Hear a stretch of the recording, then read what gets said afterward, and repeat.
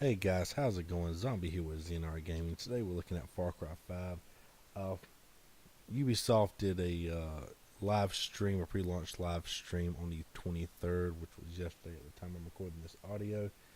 And they went over a couple hours of the game. They went over about one on campaign mode and about one in the arcade mode. So we're going to do just a brief talk about both of those, some of the things they showed. Now, I will apologize if I stumble through this. I made some makeshift notes and I'm getting over a little bit of a cold, so I will pull away a few times. I'm sure to cough. I do apologize.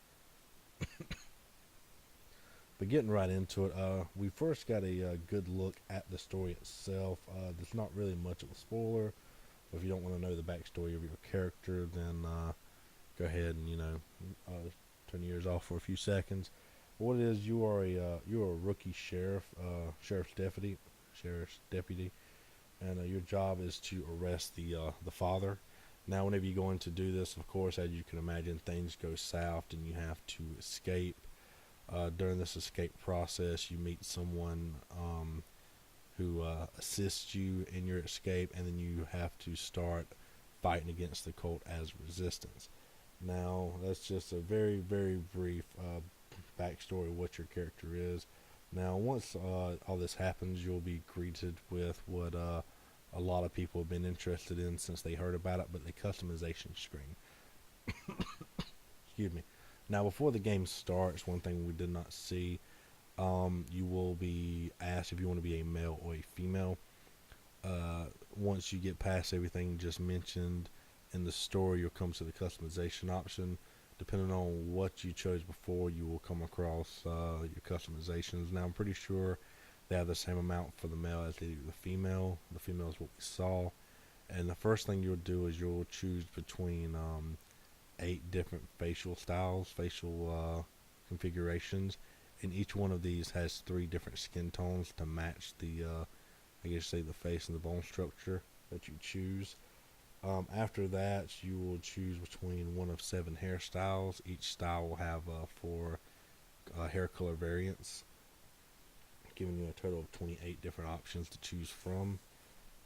Then you'll get into the clothes. Now, I'm not sure if you have pre-order bonuses or the gold edition bonuses I have when you get certain outfits. I'm not sure if these will be available right off the bat at this point. I would like to think they are.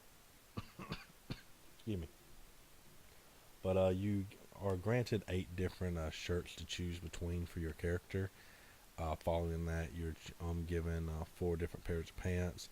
There's a headwear option that gives you 4 different types of hats. I'm not sure if it's required to wear a hat. It kind of looks like it. And then you're given a option of 5 different types of gloves. Now, what they've done with this is they've given us the ability to create our own characters, which is mainly for multiplayer aspect. But at the same time, they've kept it very simple. They've gone away from some of the games that do all the bone structure things to where you can adjust the eyebrows, the ears, the shape, the direction, all that, which is good in some games, but majority of them people can't actually see these features or enough to tell. Even in this game, people wouldn't be seeing much about shoes, so there are no customization for the shoes, which I think is pretty good. It would have been a waste of memory and time. But so since the customization's out of the way, next we're going to talk about when you can do co-op. Now, when you get into the game, depends on how long it takes you to play. Most people take around 45 minutes, it seems, to about an hour. But the first location you'll be at is on an island. And on this island, you have to do some particular tasks. But when the island is completed, the tutorial is complete, and you will be able to now co-op with additional friends or anything else. There is no co-op matchmaking, so you'll have to do this with people that you already know. So if you do want to find other people, you'll probably have to do that in arcade mode, but we're not going to talk about it now. Some things that you can do, there are different types of, you can craft explosives and molotovs, things of that nature. You can also swap between different types of ammo for weapons and swap between the firing styles for certain weapons between burst, auto, and semi-automatic, depending on what your options are. As I said before, I'm just going to briefly go over some of this stuff.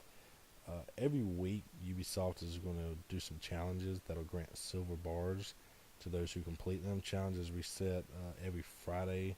Silver bars can be used to purchase prestige items. Now, footage I've seen shows prestige items as anywhere from certain vehicles to maybe a couple particular weapons and weapon skins themselves.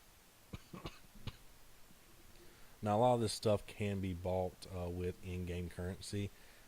The silver bars themselves are actually the microtransaction currency.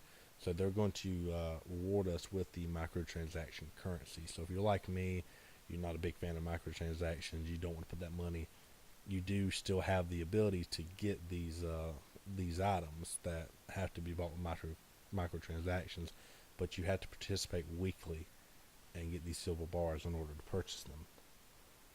Next, we're going to talk about arcade mode. For the arcade mode, they have a bunch of different preset modes. They have Outpost, Assault, Bounty Hunter, Journey.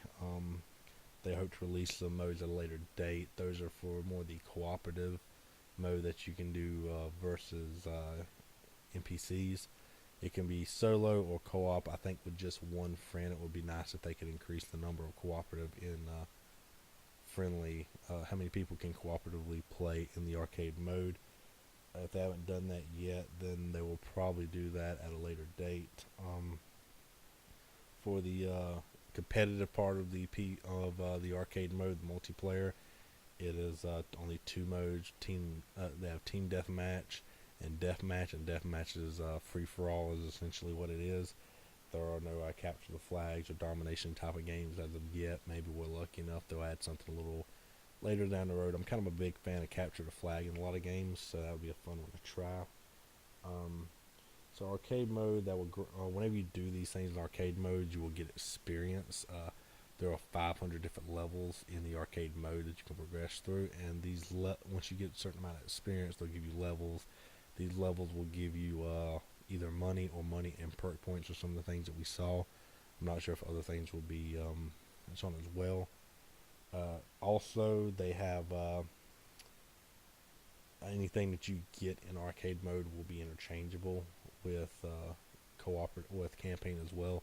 So any of these perk points or currency money that you're getting will automatically be usable in the campaign. So if you're ever just tired of the grind solo, but you need money, you need perk points, go ahead and just hop on arcade, get with some friends, get with some randoms, do some co-op on there with the different missions and maps that were created, or just do some PvP if that's your thing. At the end of maps, you'll also be able to rate the maps you play on. You can also save these maps to a favorites list that they will have, and you can browse through which maps are available to play. If you like certain maps by certain individuals who are creating them, you can actually search only by that individual.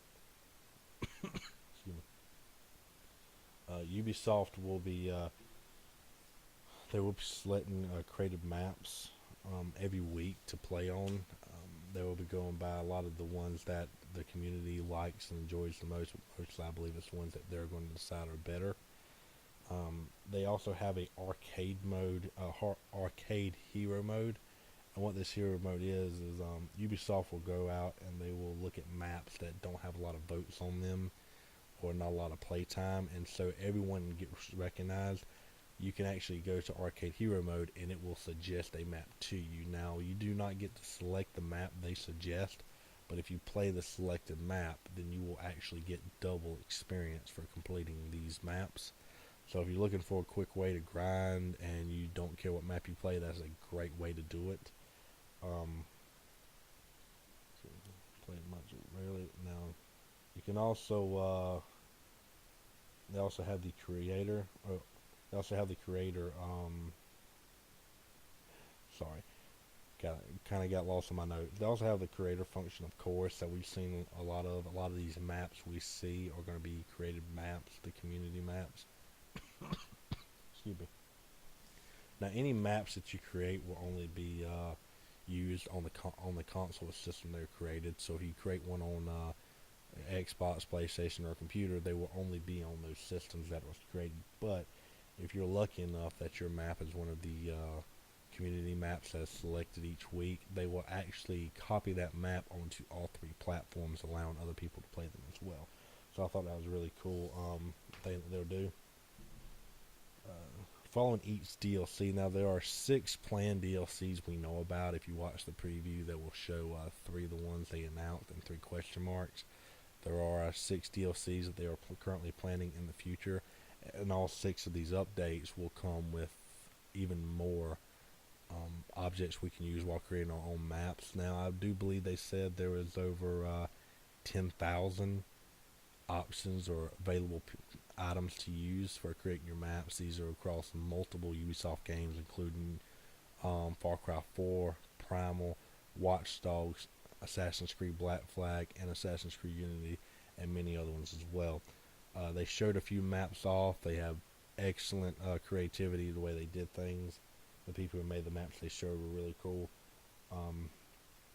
Going through the continuing on, I'm sorry if I do get sidetracked, but these 6 DLCs that they have discussed.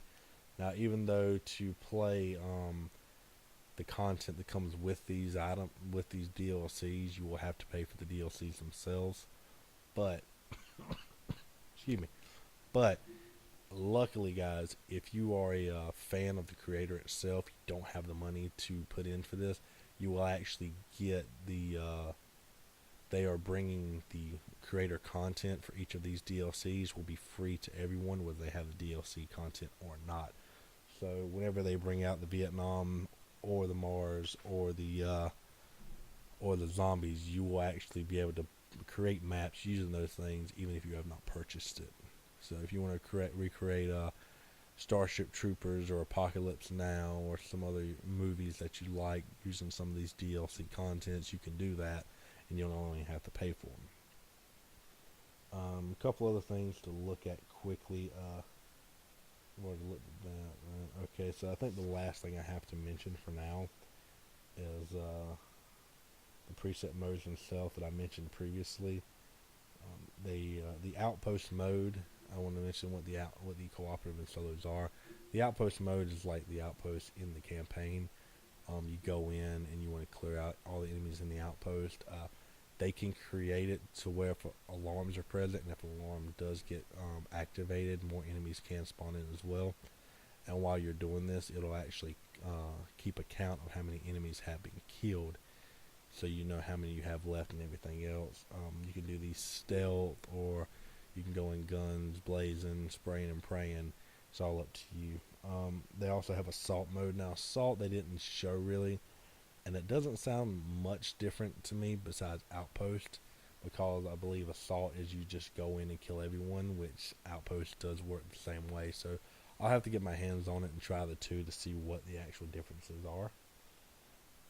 Bounty Hunter is a particular game mode to where there's a VIP enemy on the stage that has to be killed, and that one's really interesting because you do not have to kill all the enemies. If you're good enough to sneak past everyone or do it stealthily, that's okay as well, but your objective is to get in, kill this one target, and escape the area. It's not to clear out all the enemies. Of course, the more enemies you clear, the easier it will be to escape, but it depends on your playstyle. Thought that was really cool. And then the fourth and final mode they currently have is Journey. Journey is an escape, kind of an escape room type of map or a puzzle map. You are spawn in and you have to work your way out. They can do anything from timers to adding wildlife, enemies in there. I'm sure I'll see a lot of Yetis in there because the Yeti will be in the content creator as well. But yeah, so you'll have to go in, find your way out. You may have to fight enemies. You may have to fight animals, or you just may have to fight the time. And if someone feels generous, you won't have to do any of that stuff. You'll just be able to take your time and find your way out. But if those situations are probably much harder to do. But no, I rambled on a little bit more than I intended off a couple subjects, but I just wanted to make a very brief observation or review of what I saw in the video, just in case you didn't get a chance to see it. Just touch on some of the highlights. It was really cool, some of the stuff they were showing. They really got into the detail of a lot of the characters, and they showed they finally revealed the map when they did it, and they've shown some other stuff as well. So if you get time, if you're bored, you can't help yourself, you can't wait, go ahead and find the video on the Ubisoft YouTube channel and watch it. And I do support your. I do appreciate your support for watching this video.